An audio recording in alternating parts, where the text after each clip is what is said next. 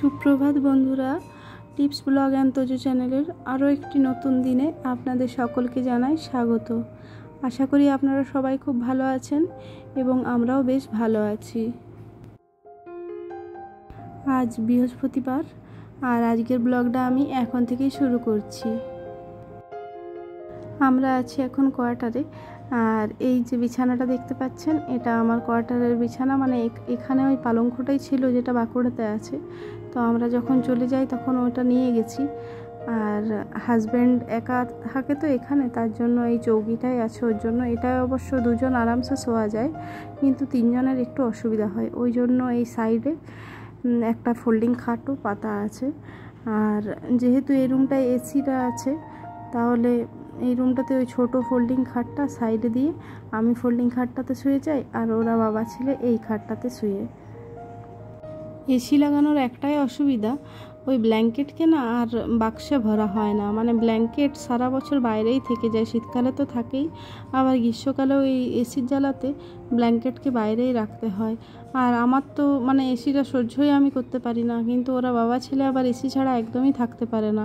যদিও বেটু সব পরিবেশেই অভ্যস্ত, ওকে গরমে রাখলেও গরমেও থাকতে পারে, আবার ঠান্ডার জায়গায় রাখলেও ঠান্ডাতেও থাকতে পারে। এমনটা নয় যে এসি ছাড়া ও চলবে না, কিন্তু ওর বাবার খুব কষ্ট হয়। ও এসিতে থেকে থেকে এমন অভ্যস্ত হয়ে গেছে যে বাঁকুড়া গেলে ও বেচারি খুব কষ্ট পায়।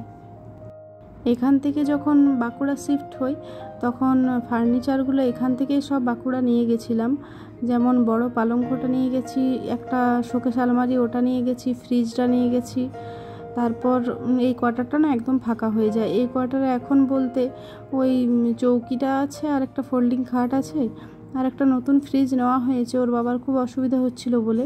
তাহলে এখানেও একটা নতুন ফ্রিজ আছে এবং ওই একটা টেবিল আছে, আর ওই হাবিজাবি টুকিটাকি কিছু ফার্নিচার আছে এখানে। মানে আগে যে হারে ভরা ফার্নিচার ছিল আমি সব নিয়ে চলে গেছি ওখানে, তাই এখানটা এখন ফাঁকা ফাঁকা হয়ে গেছে। আর এই কোয়ার্টারটা এত সুন্দর বাগানো গোছানো ছিল না যখন আমি ছিলাম, কিন্তু আমি যখন চলে যাই তারপর ওই সামনেটা তো বেড়া দেওয়া থাকে। মানে আমাদের কোয়ার্টারের সামনে আপনাদেরকে দেখাবো আমি, আমাদের কোয়ার্টারের সামনে মানে এখানে যতগুলোই কোয়ার্টার আছে পাঁচিল তোলার তো সিস্টেম নেই, এখানে পাঁচিল তোলা যাবে না কারণ এগুলো সরকারি প্রপার্টি। তার জন্য ওই একটা সীমাবদ্ধ করার জন্য বাঁশের বেড়া দিয়ে কেউ কেউ দেয়, অথবা কেউ কেউ নেট টাঙিয়ে দেয়। তো আমরা দিয়েছিলাম বাঁশের বেড়া। কিন্তু আমি যখন চলে যাই আর ওর বাবা যখন ডিউটি চলে যায় তখন সামনে একটা বস্তি আছে, ওই বস্তির লোকরা না ওই বেড়া ভেঙে ভেঙে জ্বালানির জন্য নিয়ে চলে গেছে। এখন কোয়ার্টারটা এত ফাঁকা লাগে আর এত খারাপ লাগে কোয়ার্টারটা, মানে ইচ্ছেই করে না এখানে থাকতে। এককালীন যখন আমি শিফট হয়েছিলাম 2021 সালে, তখন এত সুন্দর কোয়ার্টারটা সাজিয়ে গুছিয়ে নিজের মতো করে বানিয়ে নিয়েছিলাম। আর এই যে ঠাকুরের সিংহাসনটা দেখছেন, এটাও আমি কিন্তু বানিয়েছিলাম মিস্ত্রি দিয়ে।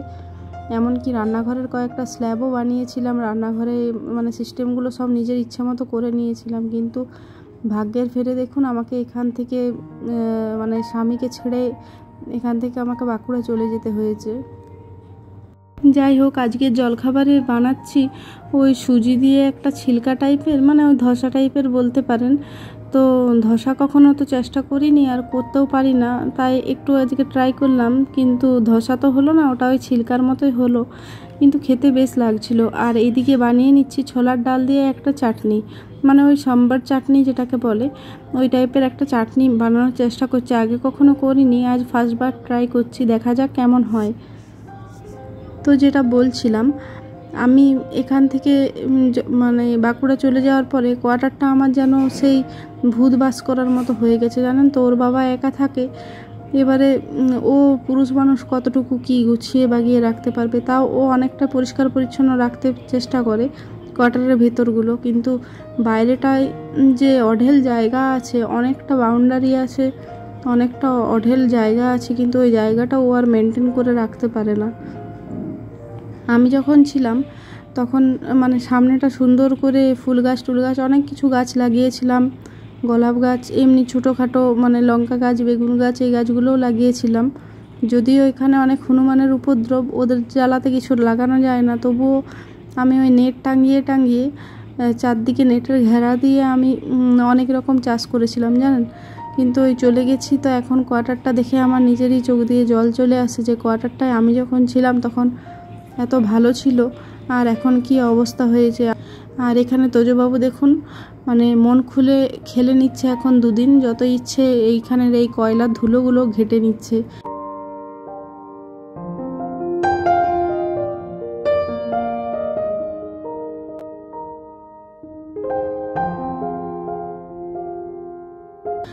আর এই দেখুন এই বেড়াগুলো, এই বেড়াটা যখন আমরা শিফট হই তখন এখানে দিয়েছিলাম বেড়া গেট, মানে এখানে প্রত্যেকটা কোয়ার্টারে এইভাবেই দেওয়া আছে। দেখুন পাশের বেডেও হয়তো দেখতে পাচ্ছেন আপনারা বেড়া দেওয়া আছে। প্রত্যেকটা কোয়ার্টারে এইভাবে বাঁশের বেড়া দিয়েই ঘিরে রাখে, মানে নিজের এরিয়াটা বজায় রাখে। কিন্তু আমরা এই থাকি না বলে এই অবস্থা, মানে মানুষ বাড়িতে যা না থাকলে যা হয়। আর এই কোয়ার্টারে বড় বড় বেশ বেল গাছ আছে, তেঁতুল গাছ আছে, আর ভেতর দিকে আছে একটা কাঁঠাল গাছ, একটা আম গাছ। আর এখানটায় আমি চাষ করতাম বলতে ওই বিভিন্ন রকম ফুল গাছ, যেমন বাঁকুড়াতে লাগানো আছে, এখানেও প্রচুর ফুল গাছ লাগানো ছিল। আর তার সাথে ওই লঙ্কা গাছ, বেগুন গাছ, লাউ গাছ, অনেক জবা গাছ ছিল। কিন্তু এখন একদম নিঃস্ব হয়ে গেছে, এখন একটা গাছও নেই, একটা ফুল গাছ শুধুমাত্র আছে। এদিকে দুপুরে রান্না করছে আমার বর, মানে আজ দুপুরের মেনুতে সেরকম কিছু হবে না, দুপুরে হবে ভাত, চিকেন কষা আর আলু মাখা। তাই ও বলল যে আজকে আমি চিকেন কষাটা করি। আর সকালে ও গেছিলো মার্কেট, সেখান থেকে নিয়ে এসেছে এরকম পাকা পাকা জাম, তো জামগুলো এখন নুন মাখিয়ে রোদে দেওয়া ছিল, সেটা এখন ঘরে নিয়ে এলাম। ওইদিকে বাগানে দেখলাম দুটো বেল পড়ে আছে, তো বেলগুলো আমি নিয়ে যাব বাঁকুড়া, দিদি খেতে বেশ ভালোবাসে। তো আগেরবারও এসেছিলাম যখন দিদির জন্য নিয়ে গেছিলাম, দিদির মুখেই শুনেছিলাম বেলগুলো নাকি খুব মিষ্টি, যদিও আমরা তিনজনের মধ্যে কেউই বেল খেতে পছন্দ করি না। আমাদের এই কোয়ার্টারে যত বেল হয় বাইরের লোক নিয়ে যায়, অথবা এই বছর জানলাম যে দিদি খেতে ভালোবাসে, তার জন্য দিদির জন্য এই বছর নিয়ে গেলাম। আগেরবারেও এসে গোটা 3-4 নিয়ে গেছিলাম, এইবারে দেখছি এখন দুটো পড়ে আছে। আর যাওয়ার দিনে হাজব্যান্ডকে দিয়ে বলবো যে কয়েকটা পেড়ে দিতে, তাহলে সেগুলো নিয়ে যেতে পারবো। দুপুরের মেনু রেডি হয়ে গেছে। আর কালকে রাত্রে অল্প আলু পোস্ত বেঁচেছিল, সেটা বেটুর জন্য দিয়ে দিলাম, ও আলু পোস্ত খেতে ভালোবাসে। এদিকে দুপুরে খাওয়া দাওয়া হয়ে যাওয়ার পরে একটু শুয়েছিলাম, তো বেটু দেখুন নেল পালিশের ভান্ডার নিয়ে বসে গেছে আর আমার হাতে লাগাচ্ছে, আবার দুটো কালার করে লাগানোর চেষ্টা করছে।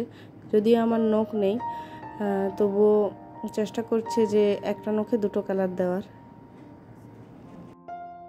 এখন সন্ধে হয়ে গেছে আর আজকে রাতের মেনুতে হবে মোমো, মানে চিকেন মোমো খেতে আমার হাজব্যান্ড আর বেটু এতটাই ভালোবাসে কি বলবো। তাই এখন আমি ওই তিল দিয়ে যে চাটনিটা করি, তিল আর বাদাম দিয়ে সেই চাটনিটা করে নিচ্ছি। যদিও মোমো এতবার করেছি এখন পুরো মুখস্থ হয়ে গেছে যে কিভাবে কি করতে হয়। তো যাই হোক, যেটা আমি বলছিলাম, আমি না মা হিসাবে খুবই স্বার্থপর, মানে আমি মা তো, তাই ছেলের ভবিষ্যতের কথাটা বা ছেলের ভালোর কথাটাই আগে চিন্তা করলাম। তার জন্য স্বার্থপরের মতো স্বামীকে ছেড়ে আমি কিন্তু বাঁকুড়া চলে গেছি। আমার খুব খারাপ লাগে ওখানে যে আছি, ছেলেকে নিয়ে আছি, হাজব্যান্ডকে এখানে ছেড়ে চলে গেছি, খুবই খারাপ লাগে। কিন্তু বিশ্বাস করুন আমি না মানে নিরুপায় হয়ে গেছি, কারণ আমরা যেখানে এখন আছি, মানে আমাদের কোয়ার্টার যেখানে, এখানে না কোনো ভালো স্কুল নেই। হ্যাঁ, স্কুল একটা আছে, তো যে বছর আমি বাঁকুড়া শিফট করলাম সে বছরই স্কুলটা ওপেন হয়েছে। আর ভালো স্কুল বলতে ওই স্কুলটা না খুব একটা সেই রকম ভালো নয়। আর যদিও বাচ্চা যদি ভালো হয় সে যে কোনো স্কুল থেকেই ভালো রেজাল্ট করতে পারবে, কিন্তু এখন তো জানেনই তো কম্পিটিশনের মার্কেট হয়ে গেছে। এখন ওর ছেলে ইংলিশ মিডিয়ামে পড়ছে মানে আমারটিকেও পড়তে হবে, এরকম কম্পিটিশনের মার্কেট হয়ে গেছে আর কি।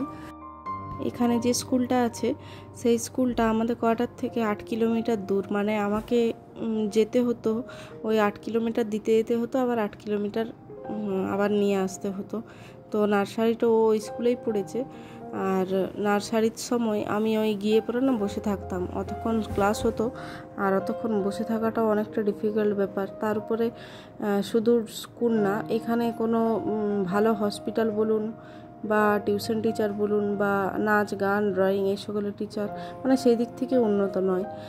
সেই কারণে আরও বিশেষ করে আমাদেরকে এই ডিসিশানটা নিতে হলো। যদিও আমার হাজব্যান্ডেরও ইচ্ছে ছিল যে ছেলেকে ভালো স্কুলে, বাইরের কোনো স্কুলে পড়াবো, তাই মানে স্বার্থপরের মতো হাজব্যান্ডকে এখানে একা ফেলে আমাকে চলে যেতে হয়েছে।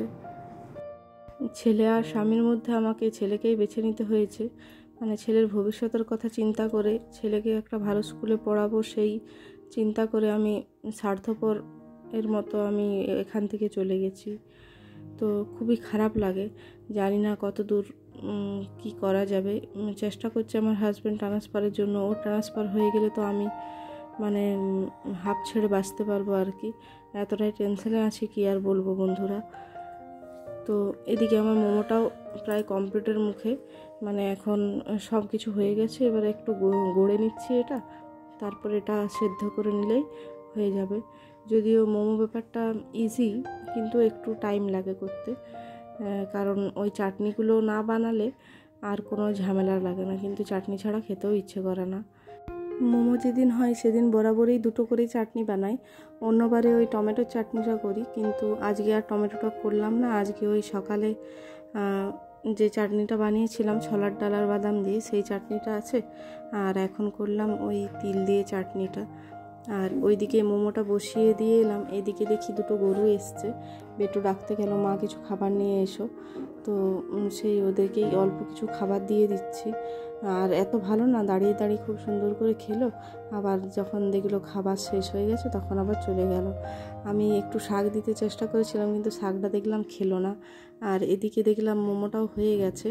মোমোটা না সেদ্ধ হতে বেশি টাইম লাগে না, ওই 5-7 মিনিট হলেই হয়ে যায়। মোমোটা বেশ ভালোভাবেই সেদ্ধ হয়ে গেছে। আর এখন রেখে দিচ্ছি হটপটটায় রাখলে মানে গরম গরম খেলে বেশ নরম থাকে এটা। আর যেহেতু রুল ময়দা দিয়ে তৈরি হয়, তো যদি হাওয়া পেয়ে যায় তখন না একটু ওই চিমড় টাইপের হয়ে যায়। তাই এটা যখনই খাওয়া হয় তখনই গরম করে খাওয়া হয়। তো চলুন, এখন রাত 10টার মতো বেজে গেছে। এখন ছেলেকে দিয়ে দিই। ছেলে খাওয়ার জন্য বসে আছে, অনেকক্ষণ ধরে ওয়েট করছে। ও অনেকবার এসে দেখেও গেছে, হয়নি।